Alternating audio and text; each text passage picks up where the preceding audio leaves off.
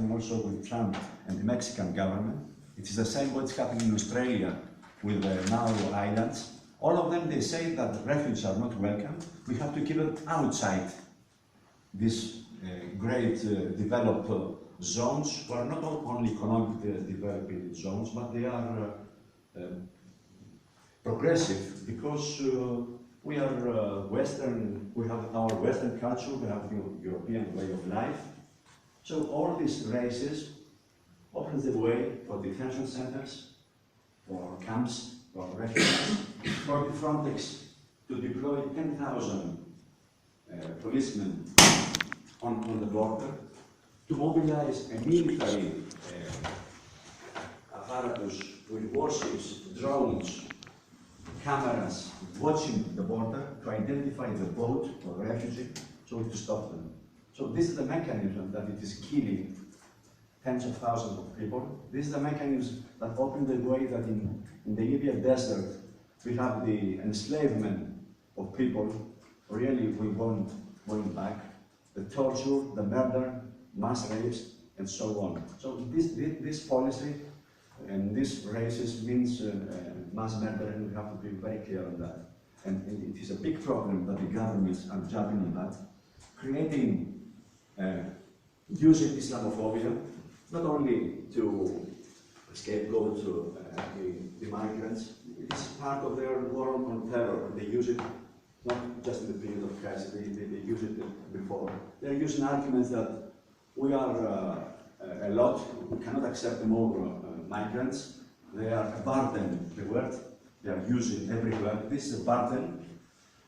The most liberal of them, they would say, we have to share the burden, so we can open a little bit the border, give the right to the ships of the NGOs to come to Italy, but we have to share all this burden. Even if they are accepting some measures of this kind, are always speaking the language of burden. They're speaking the language that all these migrants, and especially the Muslims, they will change our society, change it, I don't know the word, I'm sorry about that. It is the replacement theory someone produced yesterday, but I cannot find it somewhere. It is changing the society, it is like a virus.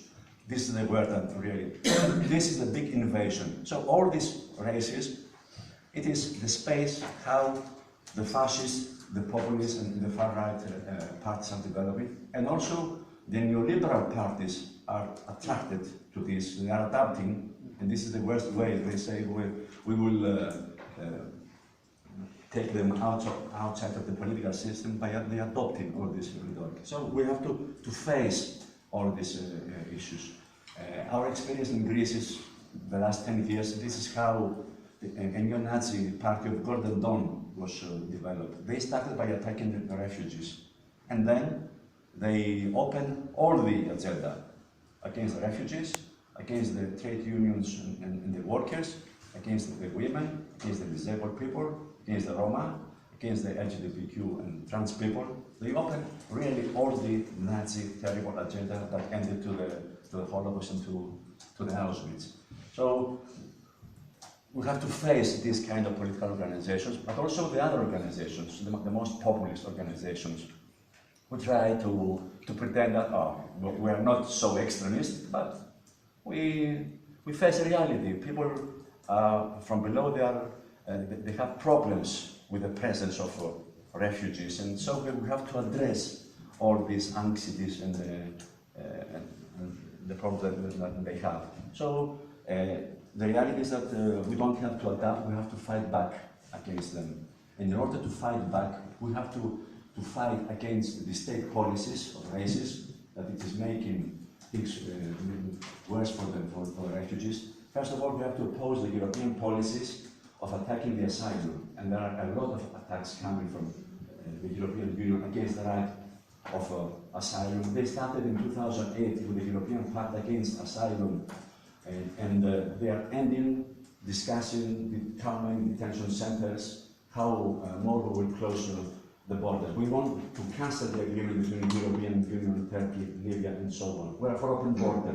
This is our approach, how we approach all this, I mean, when we say open border, we mean these things that we don't want them to be implemented against them. We were for full rights for the refugees, we want shelter, we want education, we want all equal rights for them. So this is very important to build campaigns on that. For us, 21st of March was an annual campaign where we were attracting trade unions and people and to make the big picture. You know, Greece was the gate for 1 million people. So the experience of building a mass movement against them, it was very important for us, how we attracted the mass of the population in Greece. 85% was supporting the refugees, and 54% of the local population, they gave something to the refugees. So it was really a mass participation in this movement. And that was how we stopped the Nazis, how we stopped the fascists. Because we combine the fight against racism with the fight against fascism. And for us, this was an extraordinary experience. We used to think that we have to separate these things. But also, it gave us the possibility to open links to discuss with so many different issues in the movement, to build this movement. So I think that really this is a great moment. We are coming from different backgrounds, different politics, different organizations, but I think that if we move forward by proposing to all other movements, all the movements without exceptions, why they should prioritize the fight against racism and fascism and win them on this, that this is a priority for all of us. Because if fascists and racists win, nobody will do even one step outside their door. Everybody is danger. So unite against fascism and racism in order to have the right to demonstrate, the right to strike, the right to fight back for human rights, for climate change, for climate disaster, and so on. So I think this is one of our main roles to make the priority for all the movements. We know that there are different approaches and there are underestimations of this fight, but we have to speak with them very patiently, and there are everywhere people who understand this kind of thing. That's why we have mass movements. I mean, the mass mobilizations in Germany, in Greece, in Austria. Unfortunately, people from Austria are not here, but there are big mobilizations that have results. Where is Salvini? It is nowhere. And why? He ended outside the government because of the mass movement in solidarity with Carola